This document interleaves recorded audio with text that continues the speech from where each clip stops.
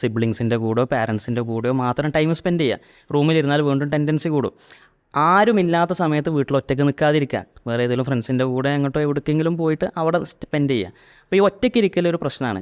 രണ്ട്, social media വല്ലാതെ trigger ചെയ്യും ഇത്തരം സംഗതികളിലേക്ക്. സോഷ്യൽ മീഡിയ കുറച്ച് കാലത്തേക്ക് ഇരിക്കൽ മാത്രമല്ലല്ലോ, അപ്പോൾ നമ്മൾ വെറുതെ ഇരിക്കുന്നതും ചിലപ്പോൾ വെറുതെ ഇരിക്കണം, എന്തെങ്കിലും ഒരു ആക്ടിവിറ്റി എൻഗേജ് ആയിക്കൊണ്ടല്ലാതെ ഒറ്റയ്ക്ക് ഇരിക്കുന്നതും വെറുതെ ഇരിക്കുന്നതും പരമാവധി ഒഴിവാക്കുക. അപ്പോൾ ഒരു ആക്ടിവിറ്റിയിൽ എൻഗേജ് ആവുക എന്നുള്ളതാണ്.